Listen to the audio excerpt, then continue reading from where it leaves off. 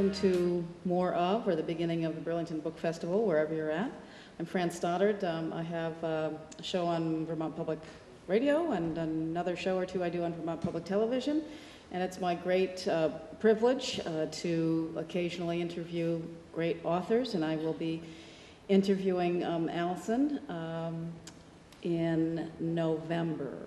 And it will run the third or fourth Monday in November. I should have that information. Go to that vpt.org site and you'll find when it is. So there are, after this presentation reading, Alison will make herself available to sign some books out here, I am sure. Cartoonist Alison Bechdel is the creator of the long-running syndicated strip Dykes to Watch Out For. The immensely popular feature was launched in 1983 and appears in alternative newspapers across the country, including Vermont's on 7 Days, of course. The strip features a group of lesbian women covering personal issues, social issues, political events. The light is very funny here. Collections of the strip have also been published in book form. Bechdel has just published her autobiography, Fun Home, a Family Tragicomic? Tragicomic. Yes. Tragicomic. The graphic novel was released this summer to widespread critical acclaim. The New York Times called Bechdel's life story an engrossing memoir. And you know her publisher is very happy with it when you see all these ads still coming out in the New York Times book review. The national media in general has had nothing but the highest praise for the work. And so we know she's been incredibly busy this fall. We're very fortunate that she was able to fit this in and an interview on VPT a little bit later on. So without further ado, I'd love to welcome Alison Bechdel. Thank you. Hi. Don't you love Fran Stoddard? I'm so excited I'm going to be on her show. All right. I'm going to read to you from my memoir, Fun Home. And then we can do questions and stuff if you have any at the end.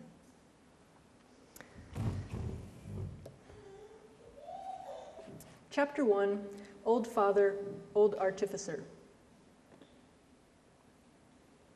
Like many fathers, mine could occasionally be prevailed on for a spot of airplane. As he launched me, my full weight would fall on the pivot point between his feet and my stomach. It was a discomfort well worth the rare physical contact and certainly worth the moment of perfect balance when I soared above him. In the circus, acrobatics where one person lies on the floor balancing another are called Icarian games. Considering the fate of Icarus after he flouted his father's advice and flew so close to the sun that his wings melted, perhaps some dark humor is intended. In our particular reenactment of this mythic relationship, it was not me, but my father, who was to plummet from the sky. But before he did so, he managed to get quite a lot done. His greatest achievement, arguably, was his monomaniacal restoration of our old house. When other children called our house a mansion, I would demur.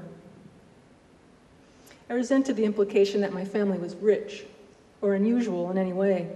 In fact, we were unusual, though I wouldn't appreciate exactly how unusual until much later, but we were not rich.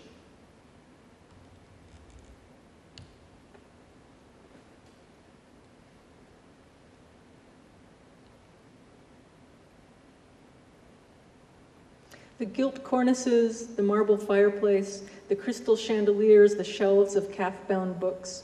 These were not so much bought as produced from thin air by my father's remarkable legerdemain. My father could spin garbage into gold. He could transfigure a room with the smallest offhand flourish. He could conjure an entire finished period interior from a paint chip.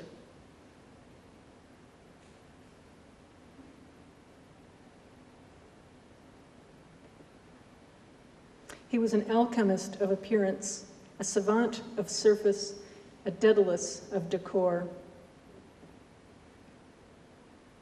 For if my father was Icarus, he was also Daedalus, that skillful artificer, that mad scientist who built the wings for his son and designed the famous labyrinth.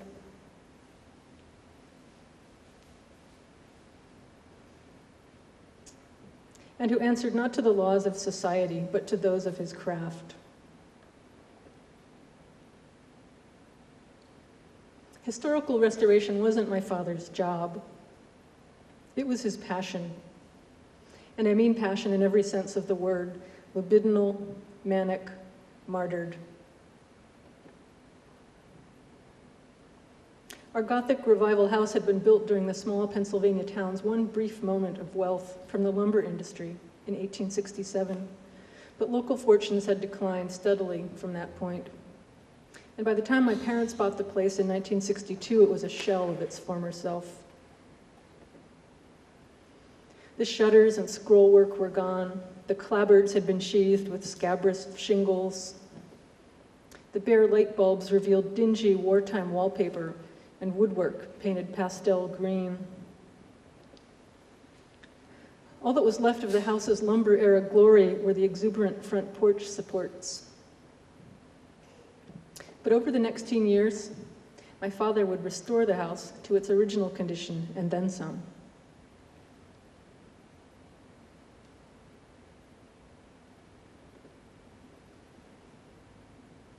He would perform, as Daedalus did, dazzling displays of artfulness. He would cultivate the barren yard into a lush, flowering landscape. He would manipulate flagstones that weighed half a ton and the thinnest, quivering layers of gold leaf. It could have been a romantic story, like in It's a Wonderful Life when Jimmy Stewart and Donna Reed buy that big old house and raise their family there.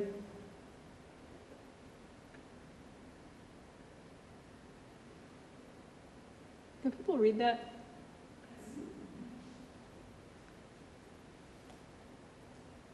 But in the movie, when Jimmy Stewart comes home one night and starts yelling at everyone, it's out of the ordinary.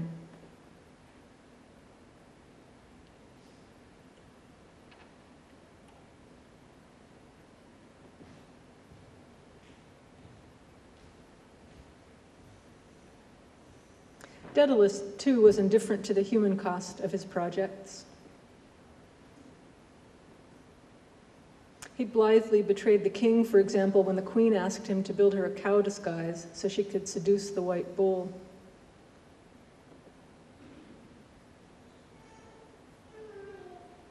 Indeed, the result of that scheme, a half-bull, half-man monster, inspired Daedalus's greatest creation yet. He hid the Minotaur in the labyrinth, a maze of passages and rooms opening endlessly into one another, and from which, as stray youths and maidens discovered to their peril, escape was impossible. Then there are those famous wings. Was Daedalus really stricken with grief when Icarus fell into the sea? Or just disappointed by the design failure? Sometimes when things were going well, I think my father actually enjoyed having a family. Or at least the air of authenticity we lent to his exhibit, a sort of still life with children. And of course, my brothers and I were free labor. Dad considered us extensions of his own body, like precision robot arms. In this regard, it was like being raised not by Jimmy, but by Martha Stewart. In theory, his arrangement with my mother was more cooperative.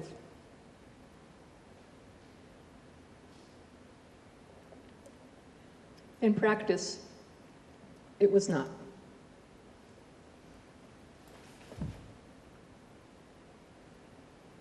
We each resisted in our own ways.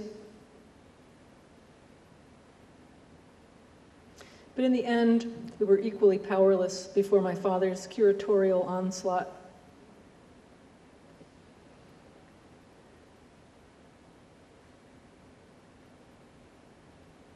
My brothers and I couldn't compete with the astral lamps and girandoles and Hepplewhite sweet chairs. They were perfect.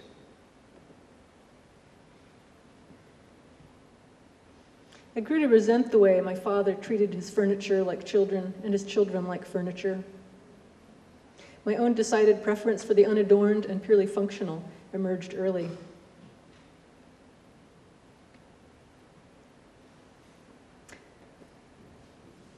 I was Spartan to my father's Athenian, modern to his Victorian, butch to his Nellie,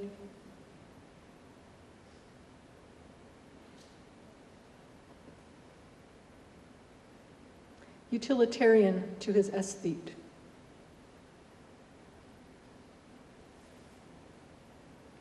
I developed a contempt for useless ornament.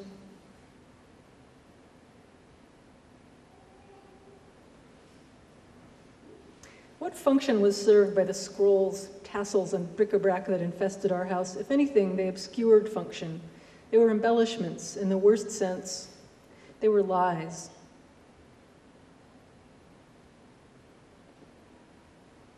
My father began to seem morally suspect to me long before I knew that he actually had a dark secret.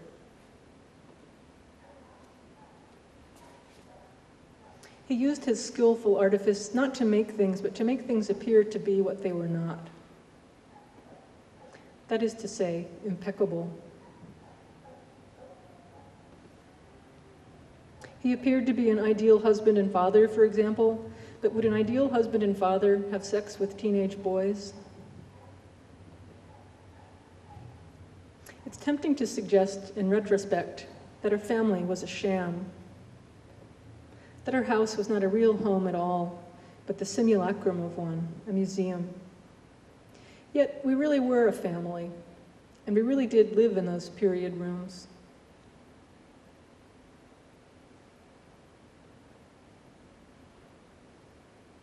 Still, something vital was missing. An elasticity, a margin for error.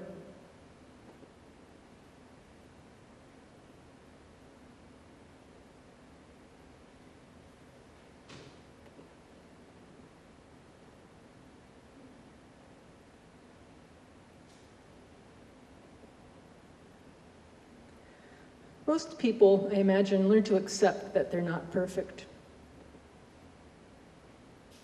But an idle remark about my father's tie over breakfast could send him into a tailspin.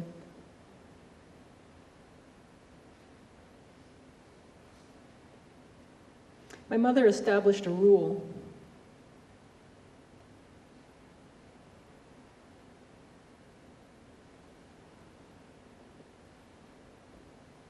If we couldn't criticize my father, showing affection for him was an even dicier venture. We were not a physically expressive family, to say the least, but once I was unaccountably moved to kiss my father goodnight. Having little practice with the gesture, all I managed was to grab his hand and bust the knuckles lightly as if he were a bishop or an elegant lady, before rushing from the room in embarrassment.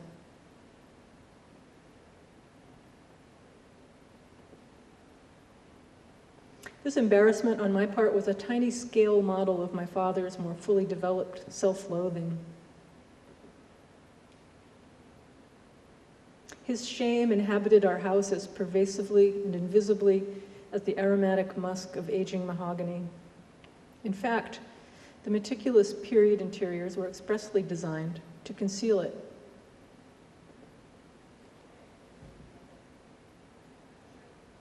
Mirrors, distracting bronzes, multiple doorways. Visitors often got lost upstairs.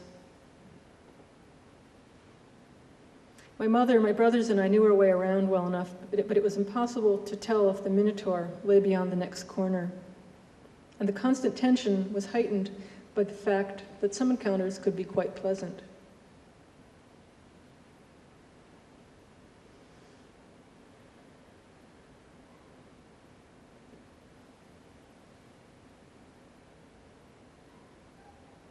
His bursts of kindness were as incandescent as his tantrums were dark.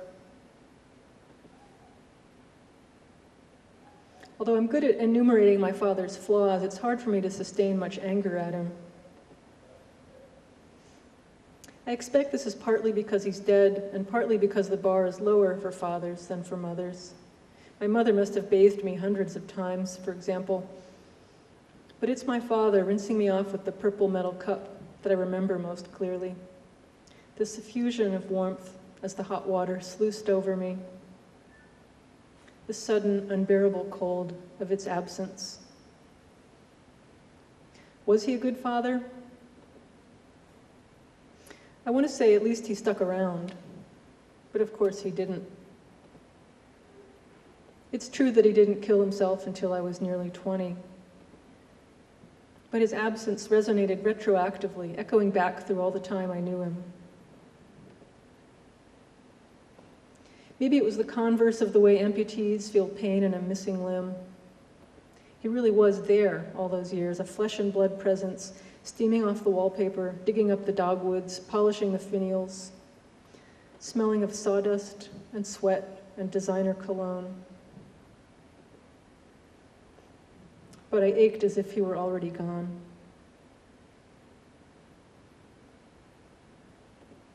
That's the end of the first chapter.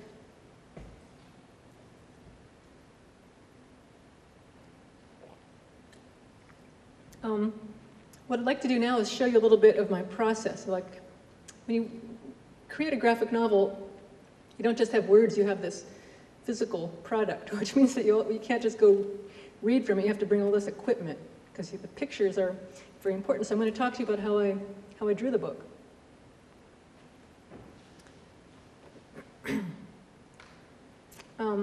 I can't really explain how I wrote it. I'm not quite sure even now. But I ended up, after a lot of experimentation and trial and error, writing in a drawing program called Illustrator, which meant that I could... Oh, I have to get my laser pointer out. Hang on.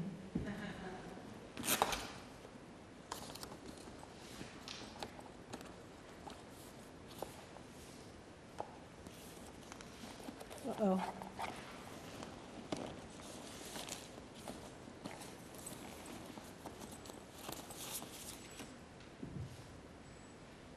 I never used this before. Yeah, okay, so I can show you things now. Using this drawing program meant that I could resize these text boxes and automatically lay the words out in a different way, like more vertically or more horizontally. I didn't hand letter the book. This is digital lettering. They're my letter forms, but they're made into a font, so I could just type them, which is sort of cheating, but I would still be working on this thing if I did it by hand. Eventually I would get the writing done in a way that I felt satisfied with, and I would print it out just on typing paper and start sketching right on the paper. As I was writing, I had an idea of what the image was going to be, but I didn't do a lot of drawing until I had the writing pretty set, because I didn't want to have to do a lot of redrawing. So I could play around with the drawing and the layout until I had it just right, then do the actual drawing. So I did one rough sketch, then I refined that by putting tracing paper on top of it and making everything a little more clear, a little more detailed.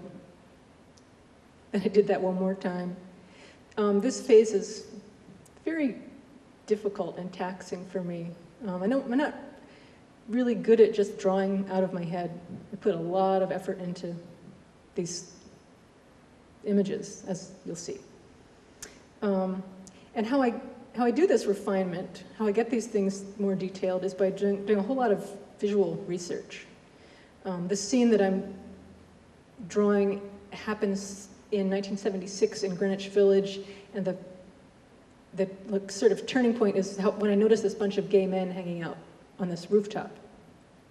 And so I had to make sure I drew the gay men right, that I had their clothes and their hairstyles right. And that was like 2 days of research, as you might imagine. I couldn't have done this book without Google image search. Like, here's this disco guy I found on a stock photo site. I'm very literal. It's hard for me to make stuff up. And I was able to find the actual rooftop we were on because I just Googled the address, and the building is now a co-op and they have their own website. So for some reason, seeing this actual rooftop, even though in 1976 there were no plants or furniture on the roof, felt really important to me. It was something that enabled me to really enter into this scene. I steal images from other places. This is a photo from that book, the Drag King book. And I knew there were rooftop shots in there with nice skyscapes. I stole those buildings in the background for my drawing. And then I Googled fireworks. Fireworks are much harder to draw than you might think. Water towers, there's all kinds of stuff. Like, how do you know how those things look unless you go look at them? I even Googled things like people on a rooftop. I have no idea who these people are, but it was a way of just steeping myself in that atmosphere of a summer night on a rooftop. And then I used family photos heavily. I really relied on them. This is my dad, an all-American dad at home. Here's a picture of me at about the time this scene in the book happened. That's me on the right. Like, I used that shirt I'm wearing in the story. And then comes the really crazy part, which is now in my drawing practice, I posed for all these figures in the book, just to make sure I got the anatomy right. And having these digital photos to work from just made the drawing go a lot more quickly, because I had something to look at. It's a little crazy, but it worked for me. So I take all that information and come up with this final clean pencil sketch on my good paper, where I have everything just the way I want it. See the little background figures?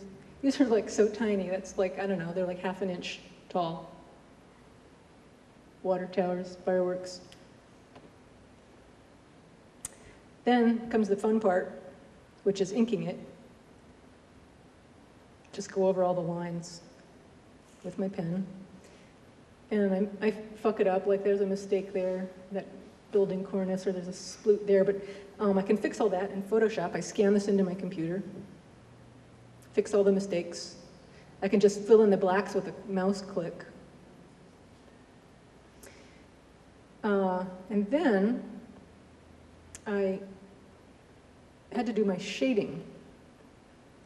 On a whole separate piece of paper, I did shading in watercolor. I put the artwork down on a light box and put the watercolor paper on top so I could see what I was doing. Then I scanned this into the computer, then I put it together with the line art. So finally I could see what it was going to look like. I was sort of operating on faith the whole time that this was going to work. And then I did a whole other computer process to import the text. And it was a file like this that I sent off to the publisher, but I still didn't know what the final was going to look like because on their end, they converted that gray layer to color. So that I didn't really know what it was going to look like till I saw the final published book in my hands. So that's how I did it. Oh, and just to put things in perspective, this is one panel out of like, I don't know, 900 to 1,000 panels in the book. It took me 7 years to do this.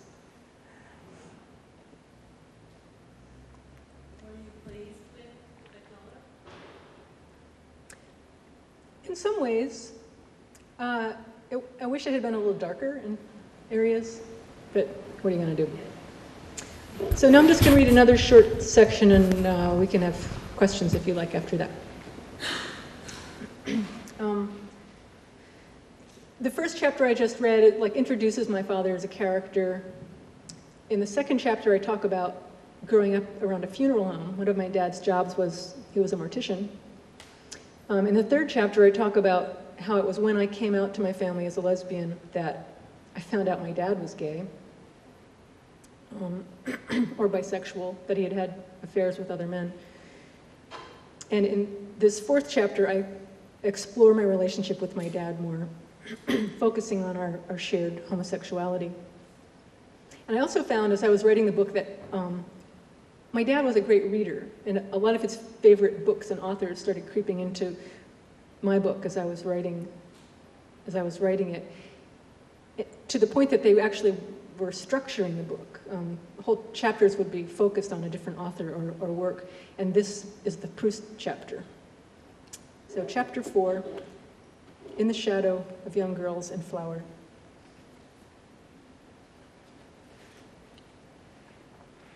I have suggested that my father killed himself. Oh, did I mention that? Yeah, I did, in chapter 1. Sorry. I have suggested that my father killed himself, but it's just as accurate to say that he died gardening. He'd been clearing brush from the yard of an old farmhouse he was planning to restore, and had just crossed Route 150 to toss an armload over the bank. The truck driver described my father as jumping backward into the road as if he saw a snake. And who knows, perhaps he did.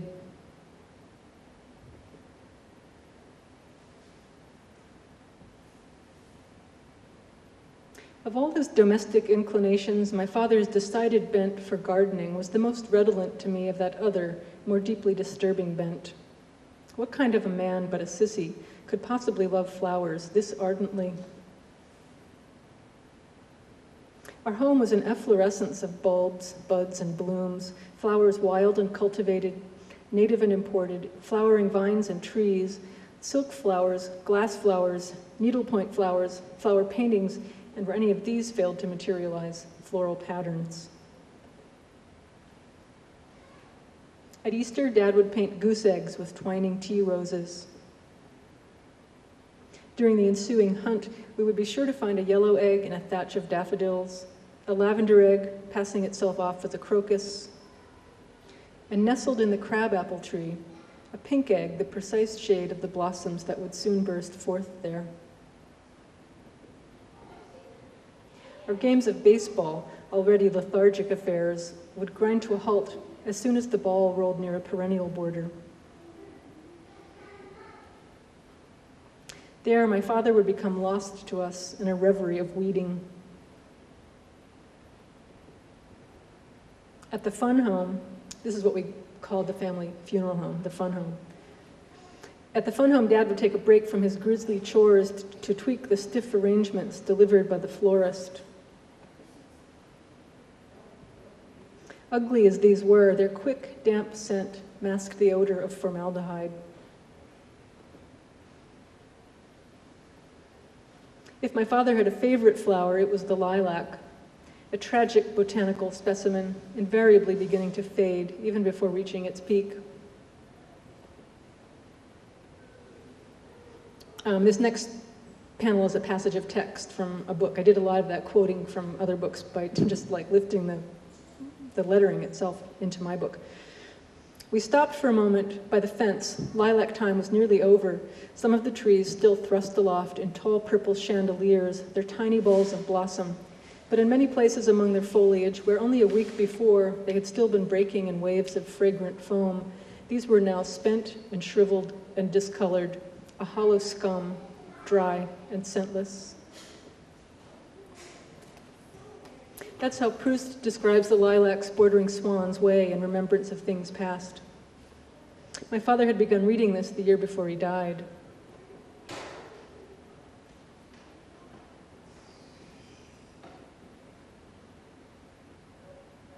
After the lilac passage, Proust describes Swan's Garden in a feat of both literary and horticultural virtuosity that climaxes in the narrator's rapturous communion with the pink blossoms of the hawthorn hedge.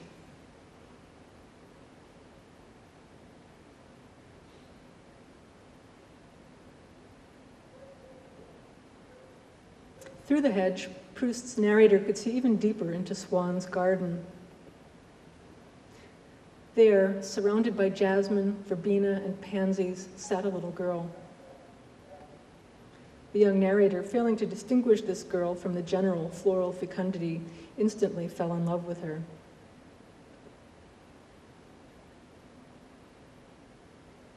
If there was ever a bigger pansy than my father, it was Marcel Proust.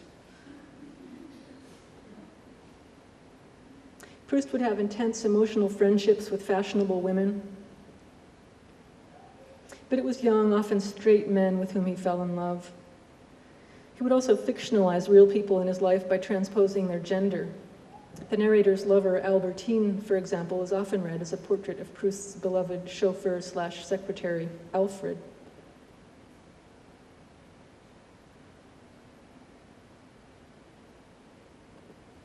My father could not afford a chauffeur/secretary, but he did spring for the occasional yard work assistant/babysitter.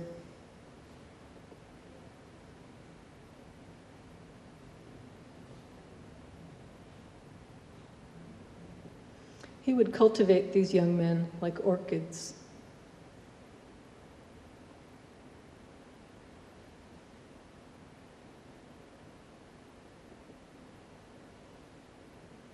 I admired their masculine charms myself. Indeed, I had become a connoisseur of masculinity at an early age.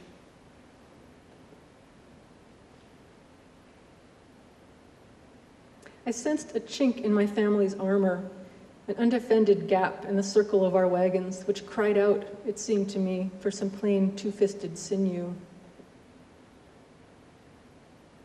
I measured my father against the grimy deer hunters at the gas station uptown, with their yellow work boots and shorn sheep haircuts. And where he fell short, I stepped in.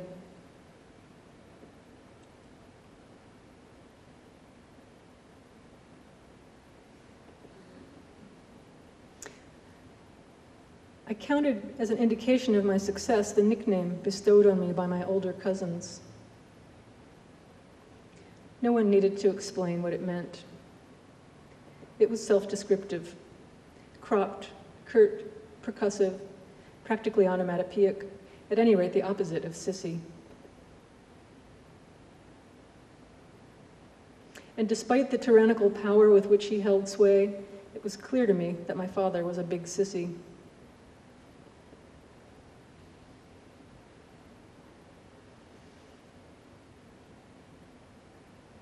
Proust refers to his explicitly homosexual characters as inverts. I've always been fond of this antiquated clinical term. It's imprecise and insufficient, defining the homosexual as a person whose gender expression is at odds with his or her sex. But in the admittedly limited sample comprising my father and me, perhaps it is sufficient. Not only were we inverts, we were inversions of one another.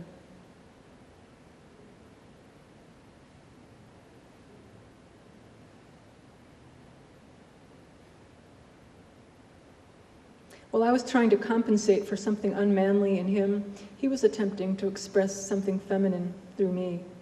It was a war of cross purposes, and so doomed to perpetual escalation. Oops, sorry.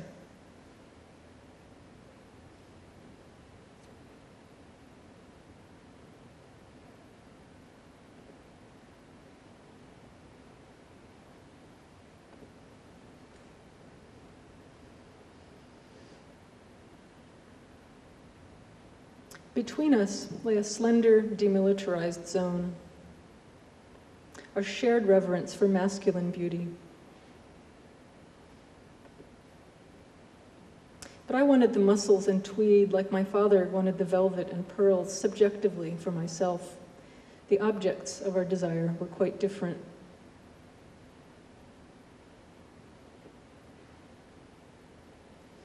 Shortly after Dad died, I was rooting through a box of family photos and came across one I had never seen.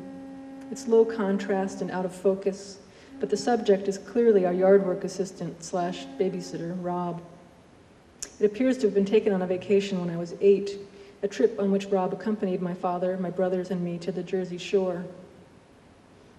I remember the hotel room. My brothers and I slept in one adjoining it.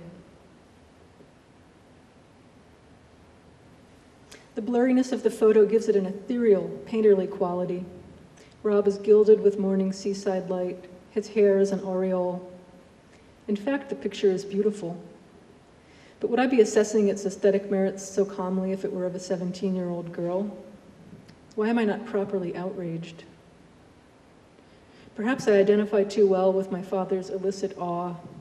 A trace of this seems caught in the photo, just as a trace of Rob has been caught on the light-sensitive paper. The picture was in an envelope labeled "Family" in Dad's handwriting, along with other shots from the same trip.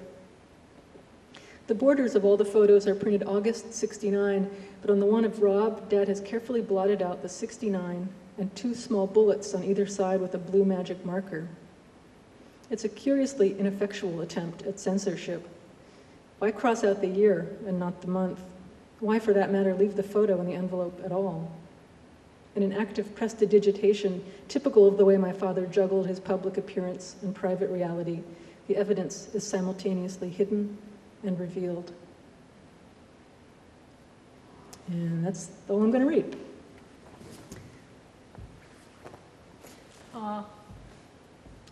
What time is it? 6:08. Okay, so if people have any questions, we've got plenty of time to answer them. Anybody want to ask anything? Yes, Sam? Did you notice that your drawing of the child who had died looked a lot like Lois?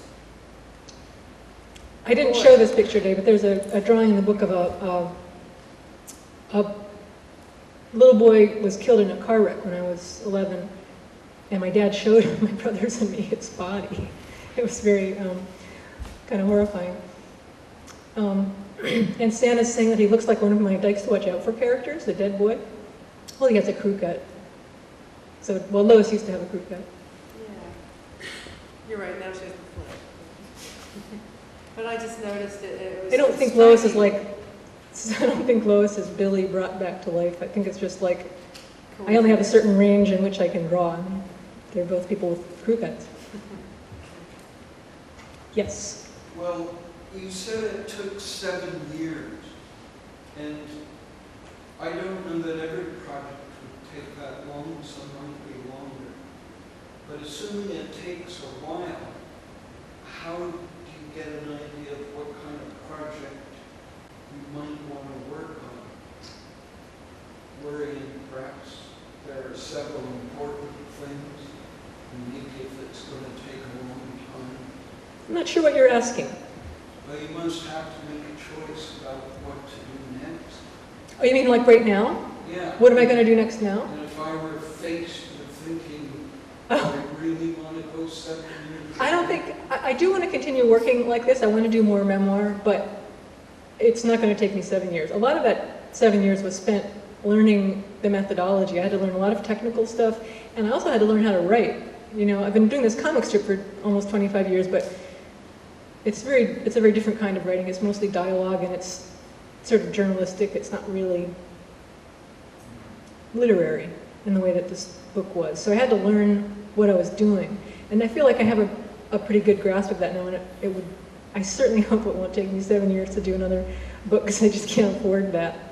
I got to crank something out a little faster.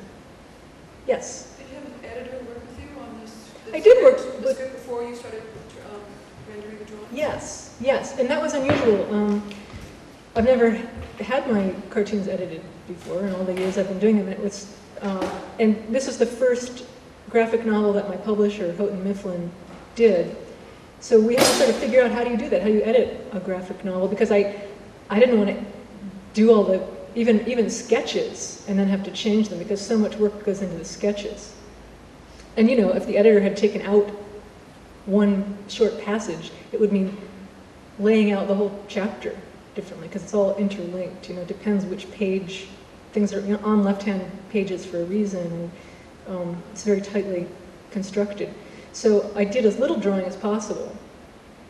I would show her my layouts, like that first panel I showed you of my process, where the text is there and the empty box is there. And I would write a little description of what the image would be. And she was able to make sense of that and edit me the way you would edit anyone. And then I could implement her changes and not have to redraw. I could just start drawing. Yes? Kind of a follow-up question. Did you have a model for this photo? I mean, I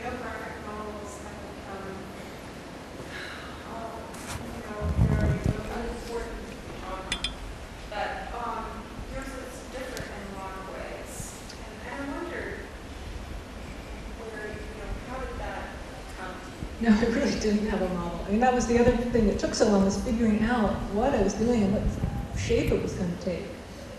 I mean, in some sense, Mouse was, you know, I couldn't have done this without Mouse. In fact, I made it the same size as Mouse. Like, that was just a way to get started. But, you know, he was telling a very different kind of story. And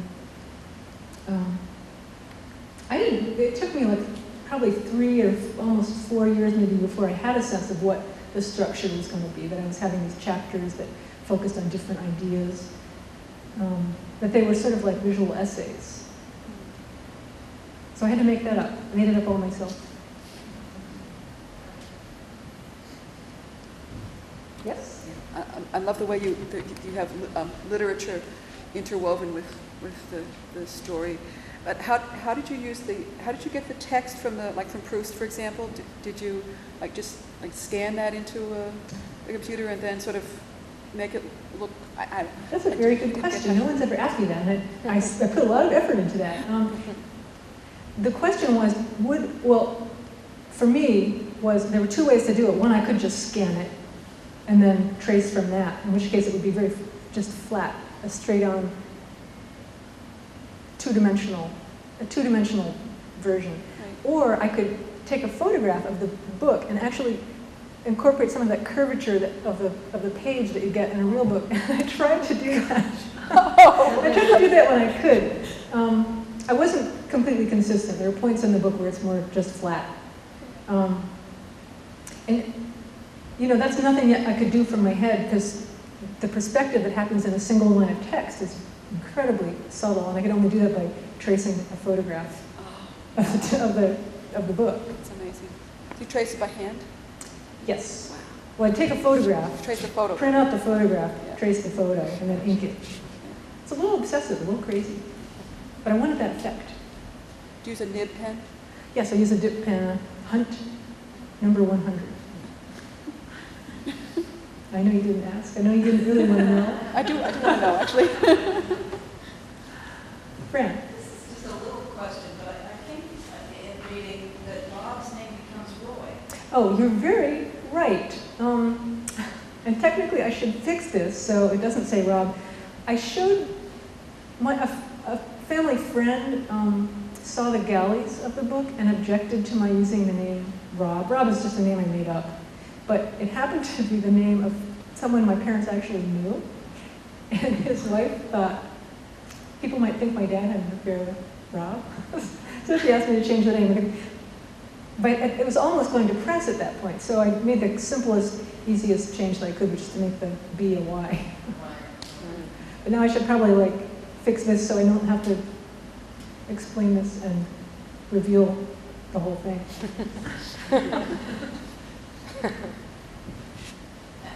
I guess a follow-up to that, as this became so popular, which I think might have been a little unexpected on your part, though basically a great thing. Your family's reaction to this? That's a very good question.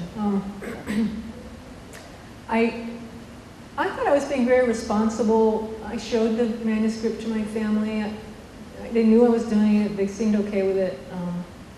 They had little suggestions and things that I implemented, but we had no idea what it was going to mean to have this out in the public. I mean, I'm used to, I publish a Dykes to Watch Out for book, and if I'm lucky, 10,000 people buy it in the whole country, which means that basically no one ever knows anything about it. Certainly my family, or the people in my town don't know anything about it, but this was really different. It just started getting a lot of attention and kind of freaked my family out. It's like, it wasn't so much the national press as when the local newspaper in my mom's hometown got a hold of it and did this very sensationalistic piece, like family's dark secret revealed. Oh, no. That was awful. It was really awful. And I don't know. I wouldn't do anything differently. I feel like I had to write this book, but it's been pretty awful, the publicity. And I mean, the fallout with my family is just really very difficult. I don't know what I was thinking, why would I I guess I just sort of thought no one would really see it. And it's good that they did, but bad too. Now we're all depressed. How many books have you sold? How many books? I think around 30,000, which is pretty good. Yes. So, okay, when you write Dykes to Watch Out For all these years, I think that's my phone. I'm really do sorry. you have to get it? Okay, go ahead.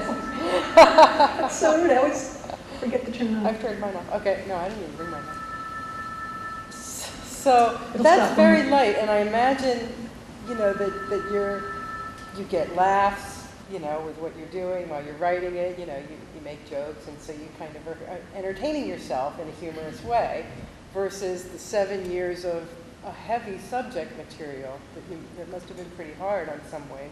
So I'm wondering, because you kept both up concurrent, right? Yes. The whole time. Was it like a relief, like to have the comic strip, like, yay, now I'm just going to do this? And I mean, were you compartmentalizing? No, it's just the yourself? opposite. It was very compartmentalized, but it was just the opposite. And I wouldn't say I have fun doing my comic strip. I find my comic strip incredibly hellish to produce. It's very difficult. It deals with difficult topics they have to learn a lot about, and it's like, I don't know. You would think it would be fun writing a comic strip, but it's really not.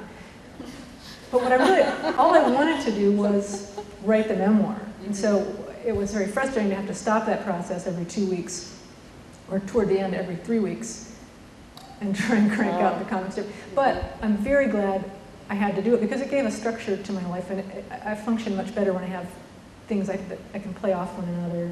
If I only had to do the memoir, I would never have written it. So it worked out. Although it was very difficult grinding to a halt with one project and beginning a very different one constantly. Yes? I expect during the 7 years also, along with learning all the computer technology, finding the voice for what you wanted to say was something, or did that come easily? No, that took a very long time. Probably I was writing it for 2 years before I had a little breakthrough and felt like I'd hit my stride with the tone I wanted it to have. I don't know, it was just like trial and error. And then how did you have like journals and things that you were able to refer to? Oh, yeah. Yeah, I'm like this crazy pack rat. I have all my journals, which I started keeping when I was 10. I have all my family photographs. I stole all the albums. Every time I went home, I'd take another album back with me. I had letters my father had written me. I had letters my father had written to my mother, which she very kindly gave me at a certain point. And then I did just like standard journalistic research. I got my dad's college transcript. I got his police record from the time he'd gotten arrested. So I had a lot of actual documents I was working from, which was important to me somehow. The truth is very important to me. I'm a little obsessed with it. I think from growing up in a family where there was no truth.